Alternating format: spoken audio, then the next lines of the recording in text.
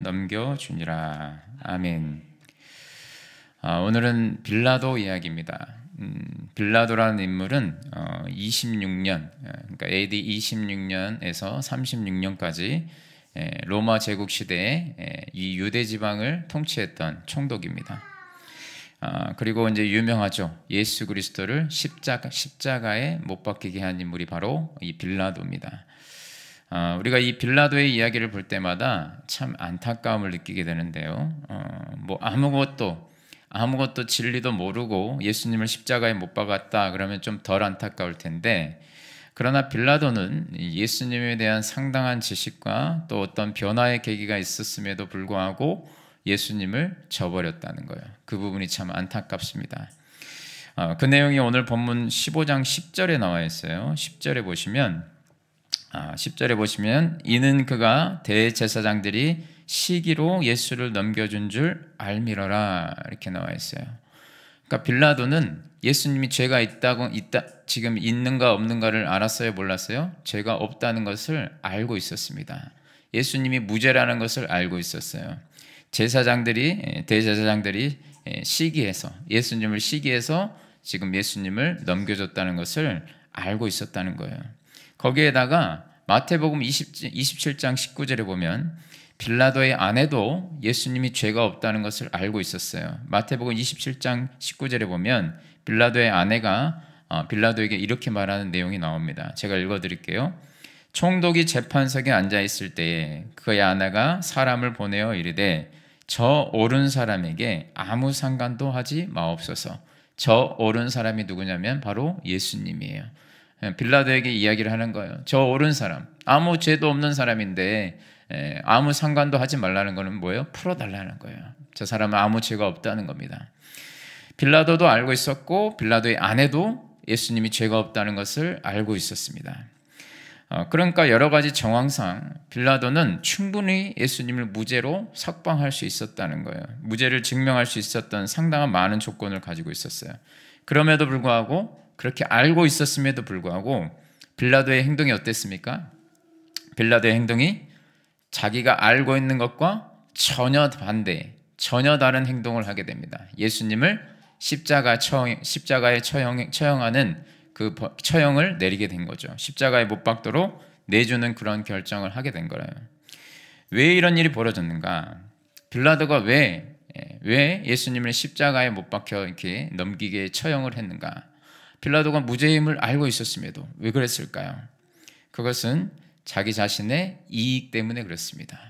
자기 자신의 이익 때문에.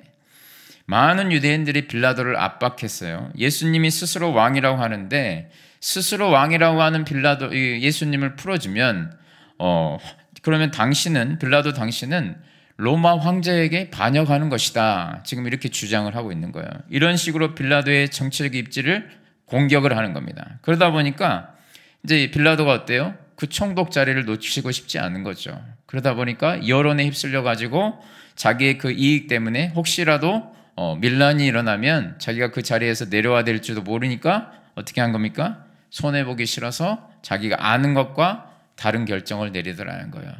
예수님을 십자가에 못 박히게 하는 그런 결정을 하게 된 겁니다. 오늘 보면 15절에 보면은 그 결론이 나와요. 빌라도의 결정 보시면은 빌라도가 뒤쪽에 보시면 바라바는 놓아주고 예수는 채찍질하고 십자가에 못 박히게 넘겨주니라, 이렇게. 빌라도가 알고 있는 게 진리였어요. 그런데 자기가 아는 그 진리와는 전혀 다른 결정을 내렸다는 거예요. 예수님을 십자가에 못 박히게 하는 일을 빌라도가 하게 됐다는 겁니다. 여러분, 우리에게도 이 빌라도의 모습을 보면서 우리의 모습을 볼 수 있어야 돼요. 우리가 성경을 보면서 그런 이야기구나 하고 지나가면 안 되고, 우리는 성경을 볼 때 자꾸 악한 사람들에 대해서는 나와 대입을 잘 못합니다. 나와는 거리가 멀다고 생각하는데, 그러나 성경에 나오는 그 악한 인물들 속에 우리의 모습이 있다는 것을 깨달아 알 수 있어야 돼요. 이 빌라도의 모습 속에서 우리의 모습을 볼 수 있어야 돼요. 진정한 성령의 역사가 있는 사람들은 그것을 볼 줄 압니다. 여러분, 우리에게도 이 빌라도와 같은 모습이 있습니다. 우리도 여러분 진리를 알죠. 많이 듣고 많이 읽었기 때문에 진리를 알아요. 많이 듣고 많이 읽고 배워서 진리에 대해서 많이 알고 있습니다. 그렇게 알고 있는데 우리가 종종 착각하고 있는 게 뭐냐면, 알고 있으면 우리는 바른 행동을 한다, 이렇게 전제를 하고 살아갈 때가 있다는 거예요. 내가 알고 있으면 내가 바르게 행동을 한다, 그렇게 생각을 하는 거예요. 그건 착각이죠. 여러분, 빌라도처럼 우리도 알고 있지만 알고 있는 것과 전혀 다른 결정을 하고 살아갈 때가 굉장히 많이 있더라는 거예요. 하나님 말씀을 듣고 머릿속에 있는 성경의 지식이 삶으로 이루어져야 되는데 머릿속에만 남아있는 거예요. 그러면서 착각하는 게 뭐냐면, 나는 바르게 살고 있는 것 같은데 착각을 하는 거예요. 실제로는 그렇지 않아요. 여러분, 많은 지식이 머릿속에 있다고 그것이 삶으로 이어지진 않습니다. 그래서 오늘 본문을 중심으로 빌라도처럼 자기가 아는 것과 다르게 사는 것이 아니라, 아는 것과 다르게 사는 그런 신앙생활이 아니라, 내가 아는 것과 또 사는 것이 일치가 되는 신앙생활, 내가 아는 것과 나의 삶과 나의 삶이 일치가 되는 신앙이 되기 위해서는 어떻게 해야 될까? 머리에서 삶으로 이어지려면 어떻게 해야 되나? 오늘 두 가지로 살펴보도록 하겠습니다. 첫 번째, 우리가 진리에 대해서 알죠. 진리에 대해서 아는 것이 우리의 삶으로 이어지기 위해서는, 일치가 되려면 첫 번째로 오르면 그냥 하는 신앙이 돼야 됩니다. 오르면 그냥 해야 된다는 거예요. 이게 첫 번째 메시지예요. 이 메시지가 여러분들의 마음속에 새겨질 수 있게 되기를 바랍니다. 오르면 그냥 해야 된다는 거예요. 오늘 본문 15장 2절에 보시면 빌라도가 예수님께 묻는 내용이 나와요. 자, 15장 2절에 보시면 빌라도가 묻되 내가 유대인의 왕이냐? 예수께서 대답하여 이르시되 내 말이 옳도다 하시며, 이렇게 나와 있어요. 자, 빌라도가 예수님께 질문을 해요. 당신이 유대인의 왕입니까? 물었을 때 예수님이 뭐라고 대답하십니까? 네 말이 옳도다. 빌라도가 말한 게, 빌라도가 지금 물어본 질문이 맞다는 거예요. 옳다는 겁니다. 네 말한 것이 옳다. 내가 유대인의 왕이 맞다. 알려주셨죠. 무엇이 옳은지를 알려주셨습니다. 내가 말한 게 맞다는 거예요. 빌라도에게 예수님이 분명히 그래, 네 말이 맞다, 분명히 말씀해 주셨어요. 뭐가 옳고 그른지 말씀해 주셨습니다. 그런데 빌라도는 그 옳은 것을 하지 않았다는 거예요. 그 옳은 것을 하지 않았어요.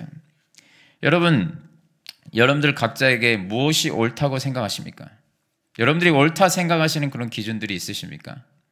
여러분, 그리스도인들에게 옳다고 생각하는 기준은 반드시 하나님의 말씀이어야 될 줄 믿습니다. 그리스도인들에게 여러분, 하나님 말씀은 진리이고 옳다고 믿는 것 아니겠습니까? 아멘이 그거 아니에요? 옳습니다. 아멘이라는 게 그거예요. 옳습니다, 그런 뜻이거든요. 하나님의 말씀이라고 한다면은 우리가 옳다고 하는 것을 그냥 해야 된다, 이것을 풀어서 말씀드리면, 하나님 말씀이라 그러면, 진리의 말씀이라 그러면 어떻게 해야 된다고요? 순종해야 된다는 거예요. 그냥 순종하는 게 그게 바른 신앙의 모습이라는 거예요.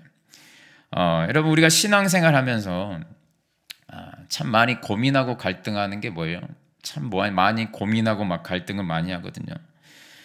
고민하고 갈등하고 이렇게 깊이 사색을 하는 거, 신앙생활 하면서 신앙생활이 여러분 정말 이렇게 신앙생활 할 때 고민하고 갈등을 많이 하는데, 우리가 하나님 말씀에 순종하기 위해서, 하나님 말씀에 순종하기 위해서 깊이 고민하는 거, 그건 좋은 거죠. 깊이 묵상하는 거 좋은 겁니다. 그렇지 않습니까? 하나님 말씀에 순종하기 위해서 고민하고 묵상하는 게 뭐가 나쁘겠습니까? 좋은 거죠. 근데 대부분의 우리의 고민이 뭐냐면, 불순종을 하기 위한 고민일 때가 참 많습니다. 불순종을 위한 고민과 사색일 때가 굉장히 많아요. 우리가 고민하고 갈등하는 게 뭔가? 자, 우리가 순종해야 되는 거 뻔히 다 합니다. 순종하면은 끝나버릴 문제인데, 우리가 깊이 고민하고 갈등하는 이유가 뭐냐면, 어떻게 하면 합리적으로 불순종할 수 있을까? 어떻게 하면 합리적으로 불순종할 수 있을까? 어떻게 하면 내가 예수님을 믿으면서도 그러면서도 손해보지 않고 내 이익을 보호할 수 있을까? 그것 때문에 고민하고 갈등할 때가 굉장히 많습니다. 그러니까 고민을 많이 하는데 말씀에 대한 묵상이 아니에요. 순종하고자 한 게 아니라 결론으로 파고 들어가 보면은, 깊이 파고 들어가 보면 내 이익과 내 유익에 어때요? 손해보면 안 되니까. 그것 때문에 고민하고 갈등을 하게 된다는 거예요. 그래서 여러분 신앙생활이 복잡해져요. 신앙생활이 왜 복잡한 줄 아세요? 그렇게 고민하고 갈등하기 때문에 복잡해지는 거예요. 여러분 신앙은, 좋은 신앙은요 복잡하지 않습니다. 진짜 좋은 신앙은 심플합니다. 우리가 신앙생활 하면서 정말 중요한 것 중에 하나가 뭐냐면 말씀에 대한 단순한 순종입니다. 하나님 말씀이 옳다 여겨지면, 아멘이 되었으면 그것 앞에 뭐 고민하고 갈등하는 게 아니라 아멘이 됐으면은 여러분 단순하게 순종의 자리로 나가야 된다는 거예요. 하나님 말씀으로 순종하는 것, 그것이 우리를 살리는 힘이 될 수 있다는 겁니다. 여러분 뭐 우리가 신앙생활 하다 보면 뭐 이 정도면 좀 괜찮지 않을까 하는 것들이 있어요. 이 정도면 괜찮지 않을까? 분명히 자기 마음에 걸리는 게 있어요. 하나님 진리의 말씀이 아닌 것 같다는 생각이 강하게 들면도 불구하고 뭐 이 정도쯤이야, 뭐 이 정도는 괜찮지 않을까 하면서 하나님의 말씀에 반대되는 어떤 결정을 내릴 때가 있습니다. 뭐 이 정도는 별거 아니겠지 하고 결정을 내릴 때가 있다는 거예요. 그런데 여러분 뭐 이 정도면 별거 아니지 않나 하면서 결정 내린 게 여러분 그것이 나중에 최악의 선택이 될 수 있습니다. 여러분 빌라도가 예수님을 십자가에 못 박히게 내어주는 거, 빌라도에게는 그냥 죄수 한 명 판결하는 거, 그 정도로 여겼을 겁니다. 빌라도는 그 정도로 여겼을 거예요. 이거 별거 아니잖아 하면서 그냥 넘겨주면 되지 하면서 넘겼을 거예요. 그런데 빌라도가 쉽게 결정한 이것이 자기 자신에게 얼마나 큰 대가를 치르게 했는지, 자기 인생이 얼마나 비참한 힘으로 남게 될 것이 빌라도는 알지 못했습니다. 여러분 우리도 마찬가지예요. 우리가 하나님 말씀을 잠깐 이렇게 저버리고 합리적으로 이렇게 불순종하면서 뭐 이 정도면 괜찮지 않나 하면서 결정할 때 여러분 작은 결정이지 않나 이렇게 생각을 할 때가 있는데 결코 그렇지 않다는 거예요. 그 작은 결정 한 번이 내 인생 전체를 파멸로 몰고 갈 수도 있습니다. 여러분 빌라도만큼 전 세계적으로 가장 오랜 시간 동안 욕을 먹는 사람은 아마 없을 겁니다. 여러분 우리가 아까도 예배 시작할 때 사도신경 했잖아요. 사도신경에 누구의 이름이 나옵니까? 빌라도의 이름이 나와요. 여러분 아무 생각 없이 막 하시겠지만 본디오 빌라도에게 고난을 당하사, 본디오 빌라도에게 고난을 받으사 매주 예배 때마다, 매일 새벽 기도회 때마다 빌라도의 이름이 나와요. 빌라도는 여러분 거의 악인의 대명사입니다. 오히려 가룟 유다보다 훨씬 더 욕을 많이 먹고 있어요. 여러분 빌라도가 경솔하게 선택한 그 선택 한 번이 2000년 동안 사람들의 입에 지금 오르내리고 있다는 거예요. 그런 안타까운 일이 벌어지게 될 줄 빌라도가 알았을까요? 몰랐을 겁니다. 뭐 이 정도야 뭐 그냥 넘어가자 하고 그냥 그렇게 결정 내린 게 2000년이 넘게, 뭐 2000년이 뭐예요? 앞으로도 계속 그럴 겁니다. 주님 다시 오실 때까지. 여러분 신앙생활 하다가 보면 여러분 시험도 자기가 만들어낸 경우가 굉장히 많습니다. 우리 신앙생활 하다가 시험에 이제 당하는 경우가 있는데 자기가 만들어내는 경우가 많다는 거예요. 이것이 옳은 것이다 했을 때 그냥 하면 되는데 자꾸 고민하다가 시험에 걸리는 거예요. 고민하다가 시험에 걸려서 넘어지는 거예요.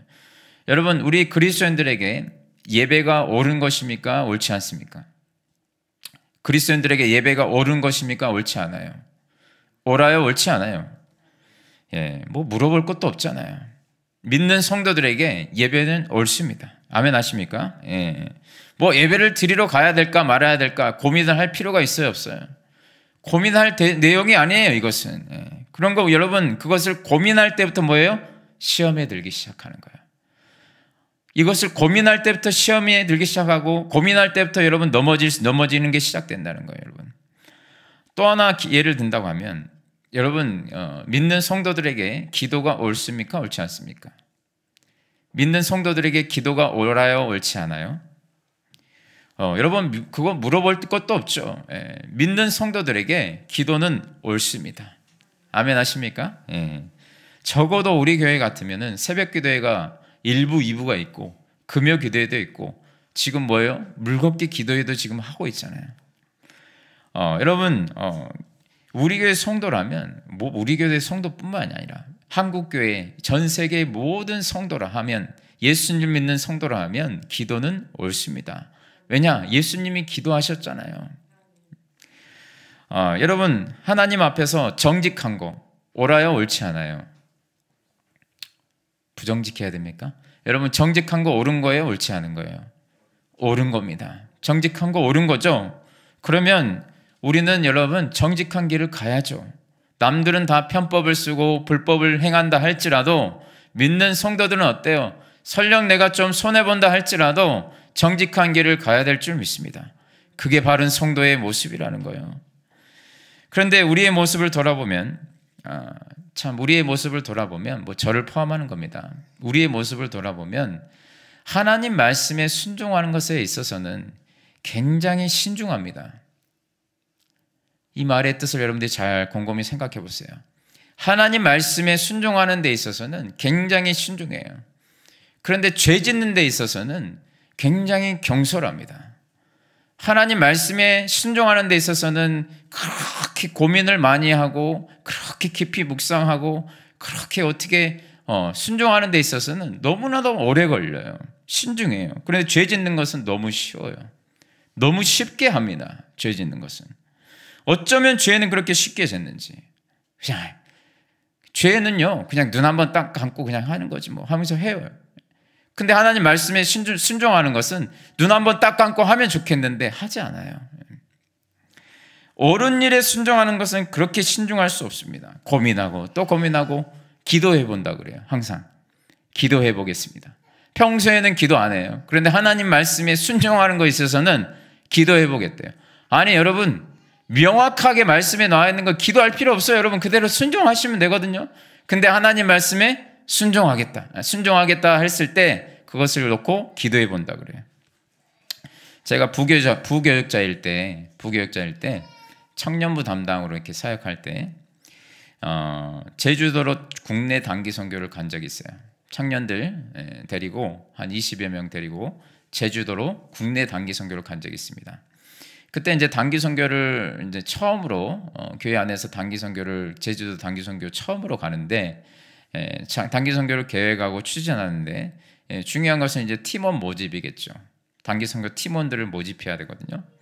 팀원을 모집하는데 청년들 중에 분명히 갈 수 있는 모든 상황이 다 조건이 다 준비되어 있어요.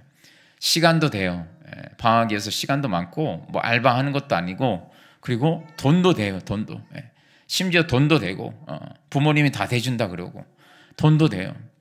그리고 은사도 있어요. 가면은 또 멋있다고 해야 되는데 은사도 있어요. 그런데 갈 수 있는 모든 조건이 다 갖춰져 있는데 그런데 어때요? 신청을 안 하는 거예요. 신청을 안 해요. 저 청년이 꼭 갔으면 좋겠는데 신청을 안 하는 겁니다. 그래서 등록하라는 광고를 계속함에도 불구하고 신청을 안 하고 알아봤더니 기도하고 있다는 거예요. 기도하고 있다는 거예요. 근데 그 청년이 놀라웠던 것은 나중에 가지 않았어요. 가지 않고 이제 어디를 갔냐면 여행을 갔습니다. 분명히 여건이 되는데 그렇게 심사숙고해서 나중에 이제 여행을 간 거예요. 여행은 기도도 안 해보고 가죠. 단기 선교뿐이겠습니까? 교회에서 하는 하나님이 기뻐하시는 일들, 제가 사역을 이렇게 쭉 하다 보면 그렇게 하나님이 기뻐하시는 일이고 분명히 이게 옳은 일이고 다 알아요. 다 아는데 그 하나님이 기뻐하시는 일에는 왜 이렇게 다들 심사숙고를 하시는지 그냥 즉각적으로 이렇게 순종하시는 분들을 제가 거의 보지 못했어요. 물론 있긴 있어요. 그런데 즉각적으로 이게 하나님이 기뻐하시는 일이다 그러면 제가 하겠습니다 하면서 즉각적으로 단순하게 옳은 일 앞에 순종하는 사람을 제가 많이 보지 못했습니다. 대부분은 그런 것들에 심사숙고해요. 기도해 보겠습니다. 왜요?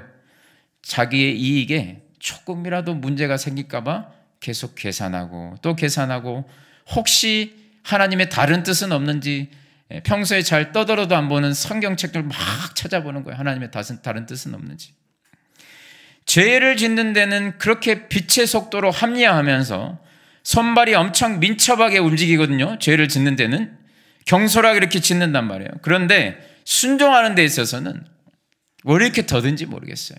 순종하는 데 있어서는 옳은 것이면 알면도 불구하고 너무나 더딥니다. 여러분 이게 우리의 모습이라는 거예요. 여러분 하나님께서 우리에게 옳다고 하는 그 기준을 하나님께서 우리에게 다 주셨습니다. 신앙생활 어느 정도 하신 분들은 뭐가 옳고 그른지를 모르시는 거예요? 다 아시잖아요. 물론 초신자이신 분들은 아직 모를 수도 있어요. 그런 분들을 제외하고 말씀드리는 거예요. 적어도 여러분 성경 공부 1단계 정도 들으신 분들이라면 대충 여러분들이 대략적인 큰 틀 안에서 무슨 뜻인지는 다 마음에 깨달아 알 수 있습니다. 그렇다 그러면 우리의 정당한 반응은 뭐겠어요? 하나님 말씀에 대한 정당한 반응, 옳다고 생각되는 부분, 옳다고 생각되어지는 그 부분에 있어서 즉각적으로 순종하는 것이 우리의 반응이 되어야 될 줄 믿습니다. 그렇지 않으면 빌라도의 길을 걸을 수밖에 없다는 거예요. 옳으면 그냥 하라. 여러분 이 메시지가 우리 마음 가운데 심겨져야 된다는 거예요. 그거 갈등하고 있으면 여러분 반드시 여러분 그것을 순종하는 길로 가는 게 아니라 어떻게 하면 합리적으로 내가 불순종할까 하면서 말씀의 순종이 아니라 불순종의 길로 갈 수밖에 없다는 거예요. 알매도 불구하고 빌라도처럼 알면서도 뭐가 옳은 것인지 알면서도 옳지 않은 행동을 하게 된다는 거예요. 내가 아는 것과 사는 게 다른 인생이 될 수밖에 없다는 겁니다. 여러분 바라기는 옳다고 알고 있으면 여러분 그대로 순종하실 수 있기를 바랍니다. 우리 그런 찬양도 있잖아요. 주님 말씀하시면 내가 나아가리라. 주님 뜻이 아니면 내가 멈춰서리라.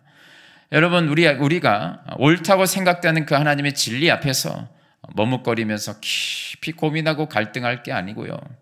즉각적으로 순종함으로 나아감으로 말미암아 아는 것과 사는 것이 일치가 되는 머리에서 삶으로 나아가는 우리의 신앙이 될 수 있기를 주님의 이름으로 축원합니다.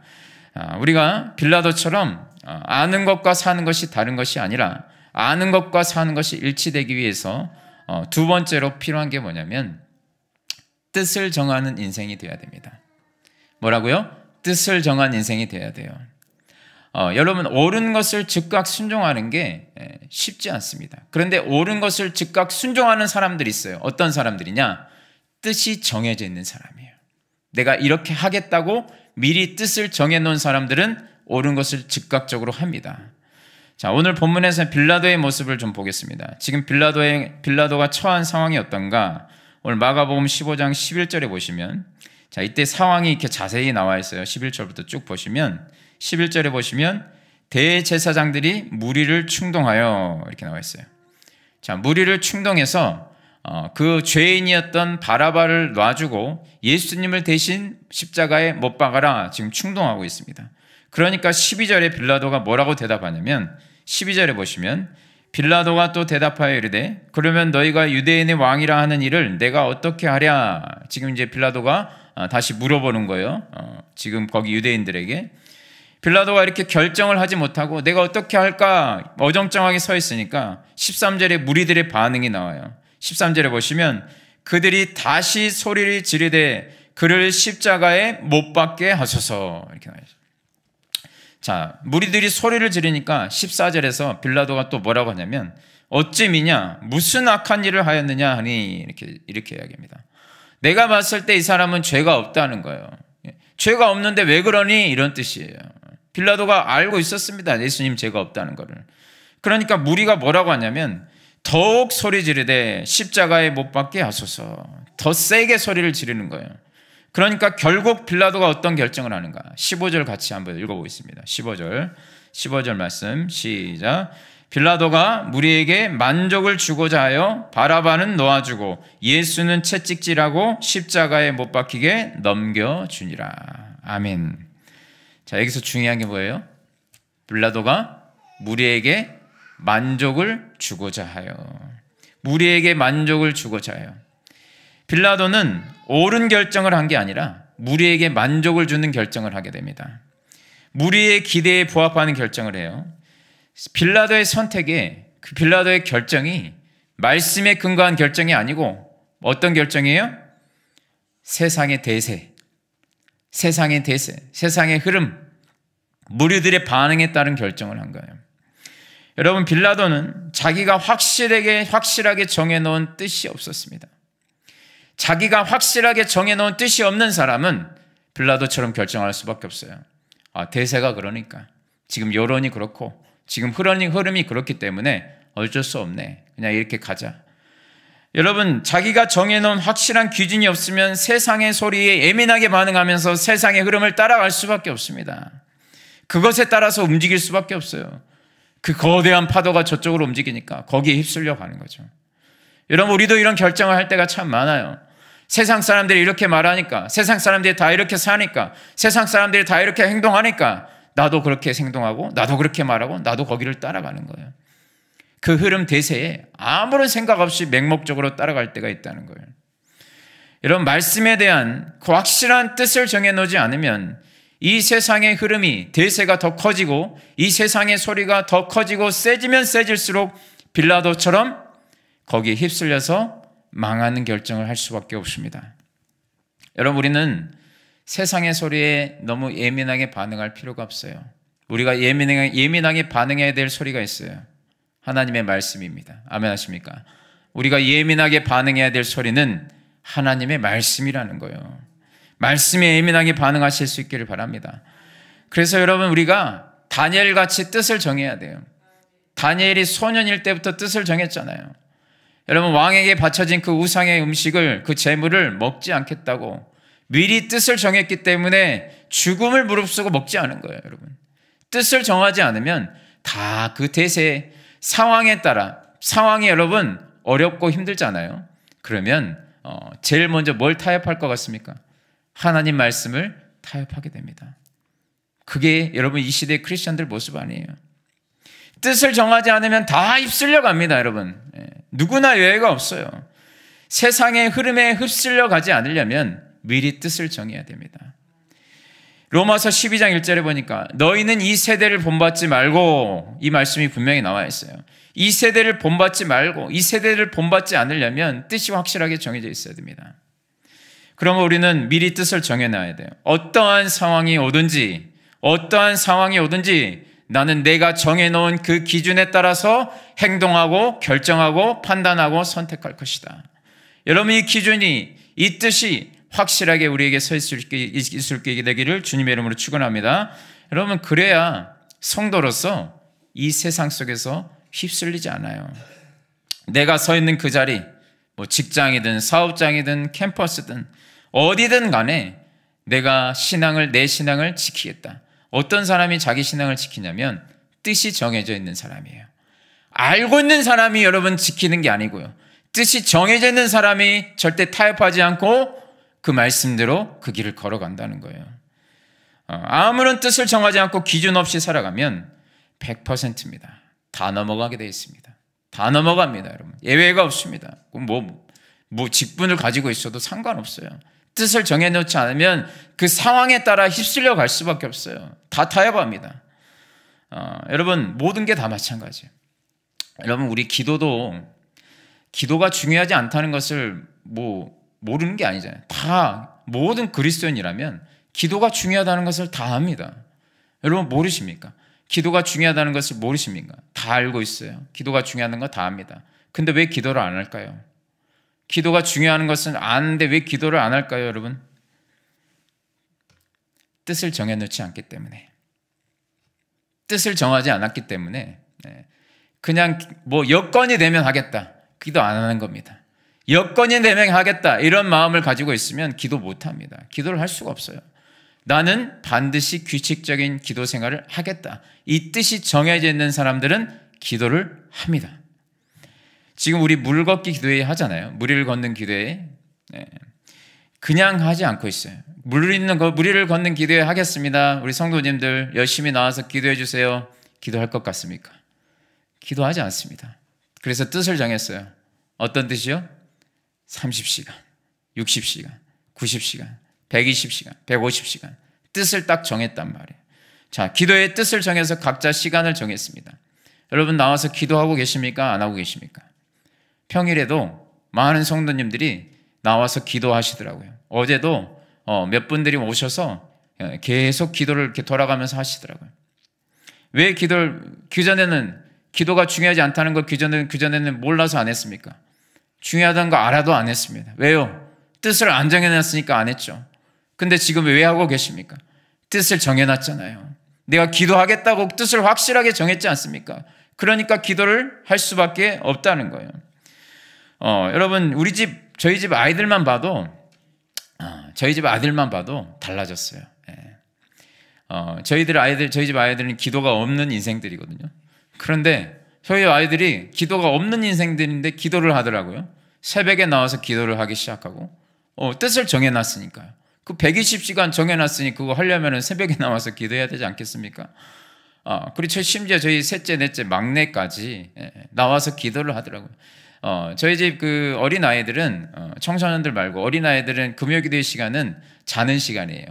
집에서 배부르게 저녁밥을 가득 먹고 2그릇씩 먹고 와서 여기 와가지고 이제 푹 자거든요.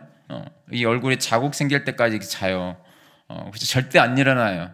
11시까지 푹 자고 깨워도 잘 안 일어나요. 마지막에 불 켜서 이제 데리고 가는데, 그런데 저희 집 아이들이 금요기도 때 보니까 안 자더라고요. 기도를 하고 있어요. 기도를. 저희 막내 보니까 막 이렇게 앞뒤 반동을 하면서 막 이렇게 기도를 하고 있어요. 주여 주여 그러면서 뭘 이렇게 알고 기도하는 건지 모르고 기도하고 있는지 모르겠는데 기도를 끝까지 기도를 하고 가더라고요. 달라졌어요. 왜냐, 저희 집 막내도 30시간을 작정했거든요. 그러니까 금요기도의 시간에도 기도하고, 또 엄마 기도하러 나올 때 평일에도 그냥 엄마 따라서 나와서 기도하는 거예요. 여러분, 기도하기로 뜻을 정하니까 저희 집 막내도 기도를 하더라니까요. 여러분, 뜻을 정해놓지 않으면 안 합니다. 아무리 알고 있어도 안 해요. 제가 여러분 뜻을 정했을 때 이렇게 뜻을 정했을 때 하나님께서 어떻게 역사하셨는지 참 간증이 많이 있는데, 그 중에 하나가 뭐냐면, 제가 초신자 때 뜻을 정했던 게 하나 있어요. 그게 뭐냐면 새벽 기도였습니다. 초신자 때 뜻을 정했던 게 있어요. 그게 뭐냐면 새벽 기도였어요. 여러분, 새벽 기도, 여러분 기도회가 많이 있잖아요.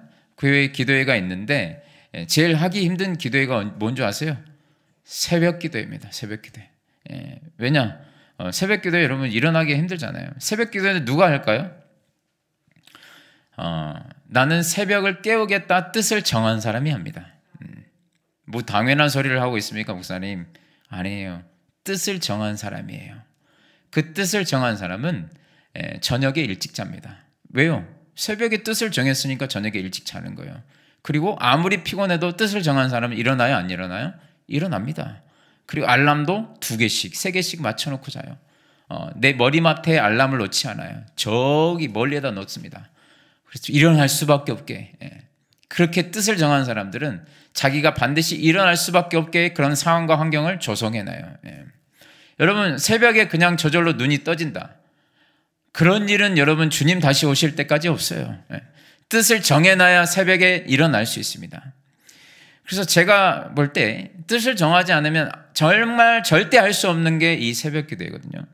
근데 제가 초신자 때 뜻을 정했어요. 왜 정했냐면, 물론 예수님께서도 새벽 밝기도 전에 감람산에 가셔서 예수님이 새벽 기도를 하셨죠.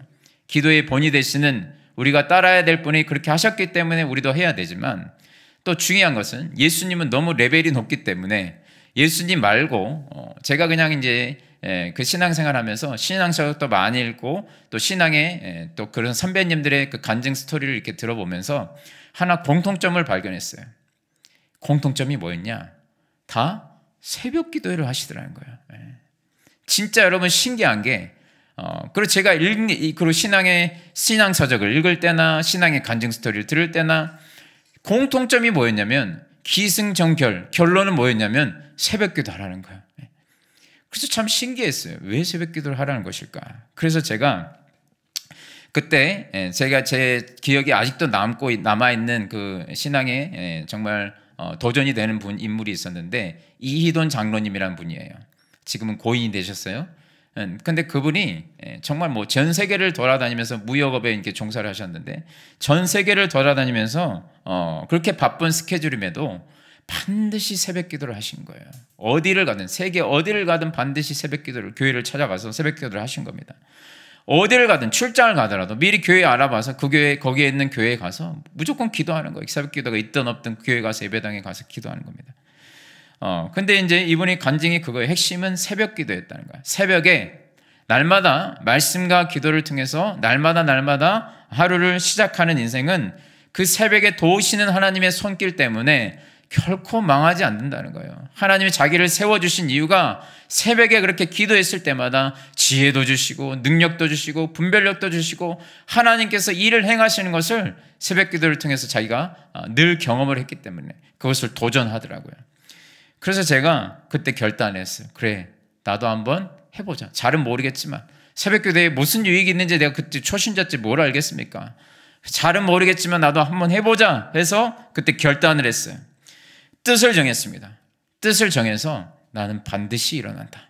내가 아무리 늦게 자든, 물론 일찍 자야 되지만 아무리 직장에 이 야근을 해서 늦게 자더라도 나는 반드시 4시 반에 일어난다. 뜻을 딱 정해놨어요. 그래서 그때부터 제 목표가 뭐였냐면, 새해의 목표가 뭐였냐면 1년 동안 새벽 기도의 전참, 이게 목표였어요. 여러분 그런 목표가 있으십니까? 그런 목표가 좀 있게 되기를 바랍니다. 제가 그렇게 목표를 세웠어요. 그때 청년 때였는데 그때부터 새벽 기도를 하기 시작했습니다. 그래서 정말 지금까지 하고 있거든요.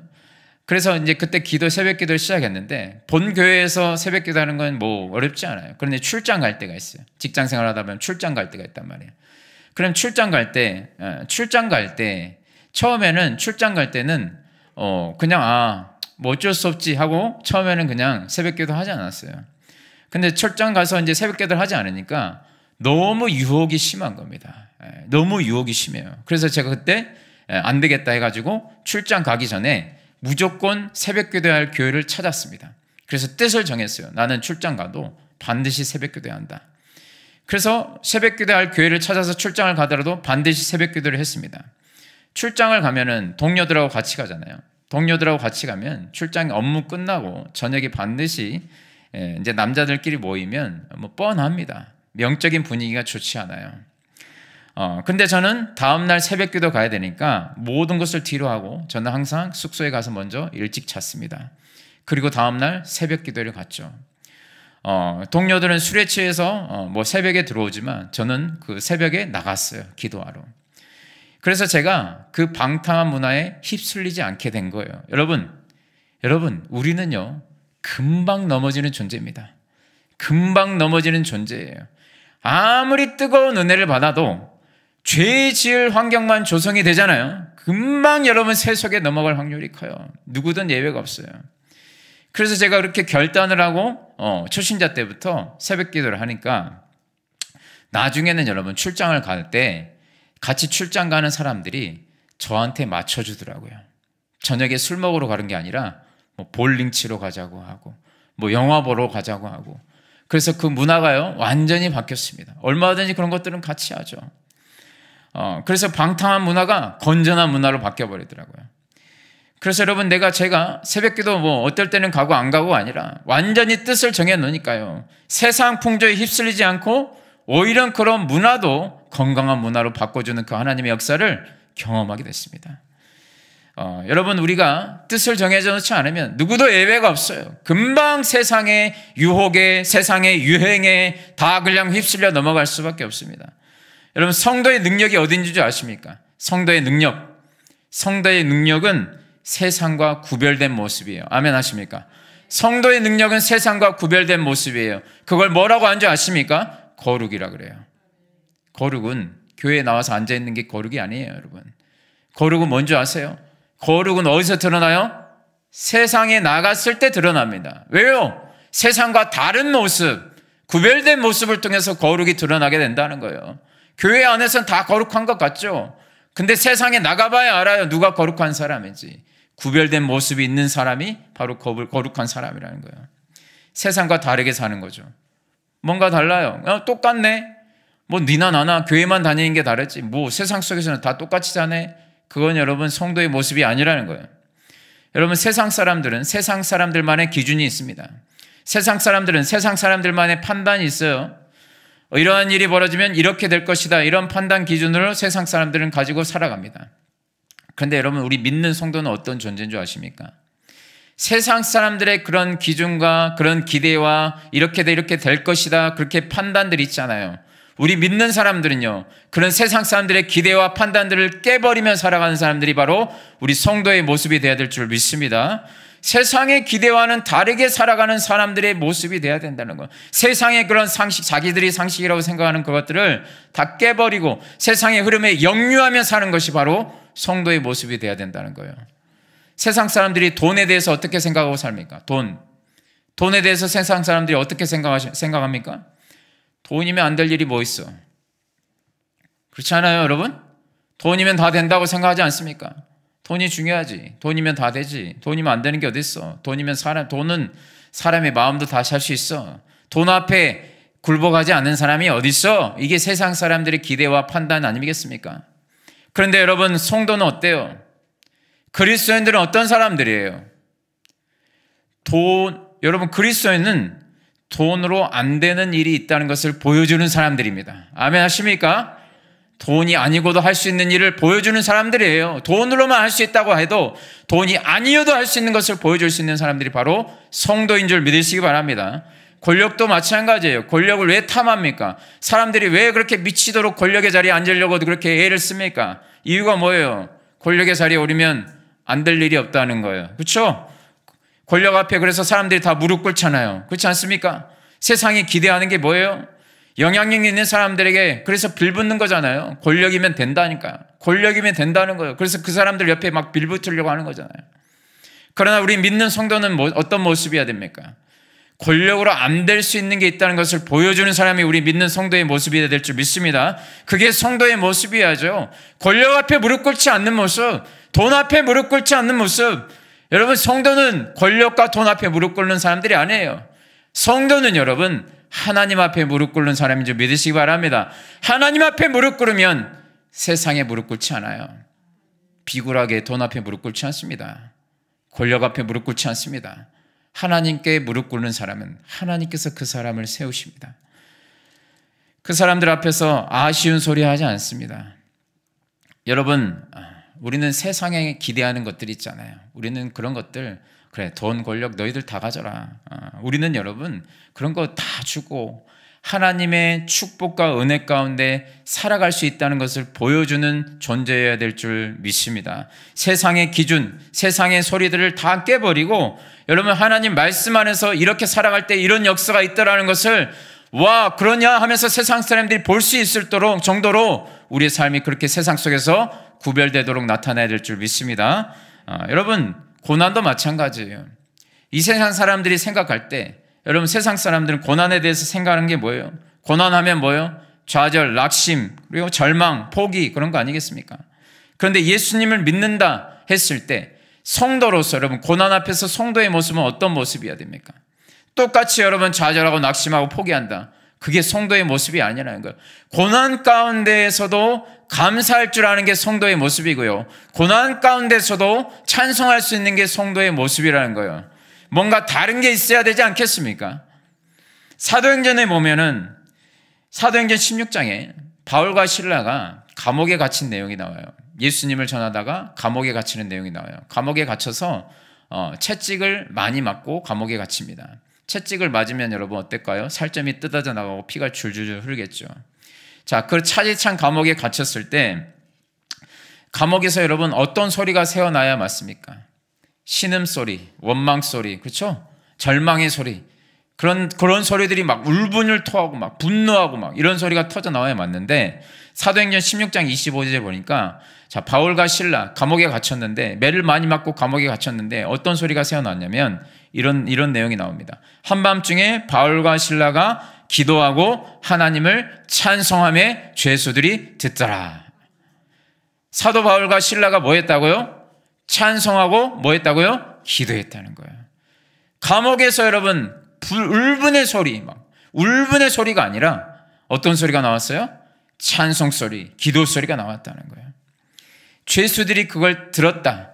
여러분, 이 내용이 참 정말 이 내용이 인사이트가 있는 것 같아요.